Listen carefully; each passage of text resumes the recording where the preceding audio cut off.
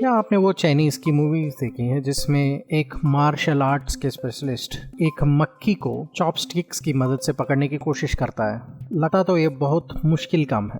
Elon Musk का space x भी कुछ ऐसा ही मुश्किल काम कर दिया है। स्पेस एक्स ने चॉपस्टिक्स की मदद से आसमान से लौटता हुआ एक रॉकेट को पकड़ लिया। आज हम जानेंगे कि स्पेस एक्स ये रॉकेट और बूस्टर्स को कैसे और क्यों पकड़ता है और क्यों पकड़ना चाहिए। जुड़े रहे। –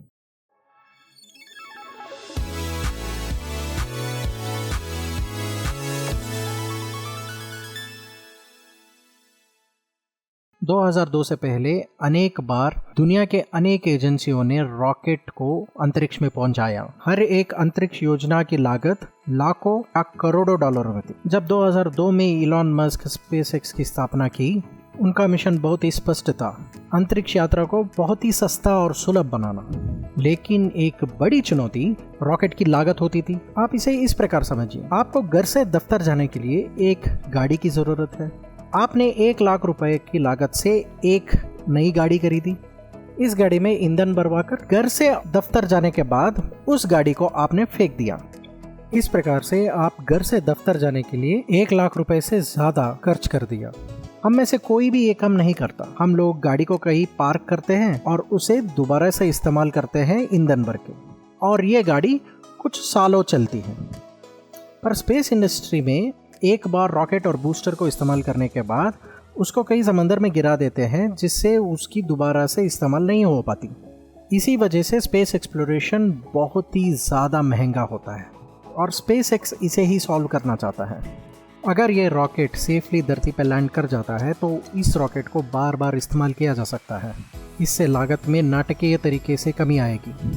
एक रॉकेट को इस्तेमाल करने के बाद धरती पे वापस लाना लगभग असंभव समझा जाता था, जब तक स्पेसएक्स ने इसको करके दिखाया। तो वास्तव में स्पेसएक्स अपने रॉकेट्स कैसे पकड़ता है? स्पेसएक्स फैल्कन 9 रॉकेट को विकसित किया है, जो दूसरे किसी भी रॉकेट से थोड़ा अलग है। फैल्कन 9 को खास तौर पर दोबारा से इस्तेमाल करने के लिए बनाया गया है। जब फैल्कन 9 लॉन्च होता है तो उसमें 2 चरण होते हैं। पहला चरण जिसमें बूस्टर्स होते हैं, दूसरी चरण वो होती है जहां पे पेलोड कैरी किया जाता है और उस पेलोड को ऑर्बिट तक पहुंचाया जाता है। पहली चरण में बूस्टर्स अपना ईंधन को इस्तेमाल करके एक निश्चित हाइट तक पेलोड को धकेल देते हैं। यहीं पे बूस्टर अलग हो जाते हैं और धरती पर वापस आने की अपनी यात्रा शुरू कर देते हैं। वापस आते समय बूस्टर अपने आप को नियंत्रित करने के लिए छोटे छोटे बर्न्स करता है और लैंडिंग के लिए तैयार होने के लिए खुद को घुमाता है। ये बूस्टर को सटीकता से लैंडिंग साइट पर उतरने के लिए छोटे छोटे मैन्यूवर्स करना पड़ता है। इस मैन्यूवरेबिलिटी के लिए स्पेसएक्स ने सबसे पहले ग्रिड फिन्स का डिजाइन किया, जो एक छोटे छोटे पंखों की तरह लगते हैं और बूस्टर को सही जगह पे उतरने के लिए मददगार होते हैं। ये ग्रिड फिन्स इसकी दिशा को नियंत्रित करने में मदद करते हैं, जिससे वो लैंडिंग साइट पर निशाना लगा सकता है। तेज गति से गिरता हुआ बूस्टर जब लैंडिंग साइट के पास आता है तो एक लास्ट बर्न शुरू करता है, जिसमें उसकी गति घटना शुरू हो जाती है। धीरे धीरे ये बूस्टर अपनी गति को कम करता है और साथ में अपनी लैंडिंग लेग्स को खोल लेता है और बहुत ही प्रिसीजन से बूस्टर टच डाउन करता है। इसी तरह स्पेसएक्स आज तक अपनी बूस्टर्स को जमीन पे लाता था, पर यह पूरी प्रक्रिया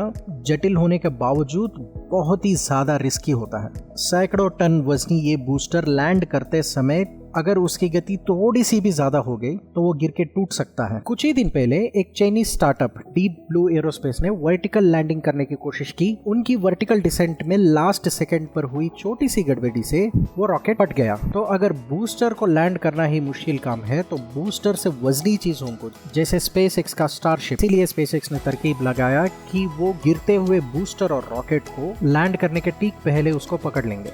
इसे पकड़ने के लिए लैंडिंग साइट पर एक वर्टिकल टावर खड़ा किया जाता है और 2 मूवेबल आर्म्स की मदद से, इन्हें चॉपस्टिक्स भी कहते हैं, धीमी गति से उतरता हुआ बूस्टर को पकड़ लिया जाता है।